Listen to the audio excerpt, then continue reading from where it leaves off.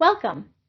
When I was diagnosed with breast cancer in 2020 at age 36, I read everything I could to try to figure out how to navigate this diagnosis, not just as a patient, but also as a martial artist and someone who studies self-defense.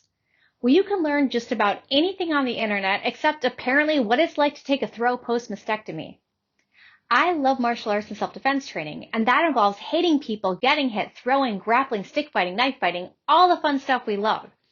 But that was challenging to discuss with the people involved in my medical treatment.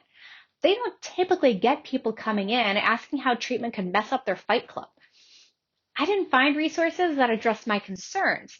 And if I was having trouble after years of experience in martial arts, how difficult would it be to navigate this diagnosis as somebody relatively new to training? I had a lucky diagnosis, ductal carcinoma in situ with microinvasion. DCIS on its own means that the cancer is not invasive or not yet invasive. But with microinvasion, it's just barely invasive. When I was diagnosed, I had been on a high-risk screening schedule of mammograms and MRIs due to biopsy results 6 years prior. And so the news wasn't exactly earth-shattering because I knew there was a strong likelihood I'd be dealing with this at some point, and I knew it had been caught so early I would not need chemotherapy.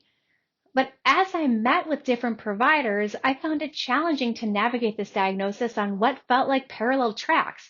So on one side, it's me as a patient trying to do everything I could to have the best medical outcome.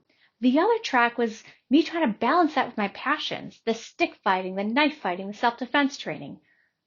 Let's be real.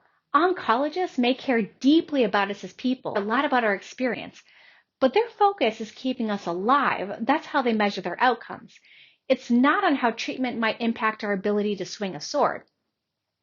And moreover, the people who go to them who are diagnosed typically aren't trying to smash their training partners with a stick on the regular. If they were, the decor in my surgical oncologist office would be way more interesting. I hope to provide you with some information in these videos that you can use when talking to your medical team to facilitate conversations about your diagnosis and treatment and training. I'm going to try to focus on guidance that could be helpful regardless of the treatment you undergo. Keep in mind, I'm not a medical professional. This is just information for you to bring to yours. In martial arts training, we strike through the target. We don't just strike at the target.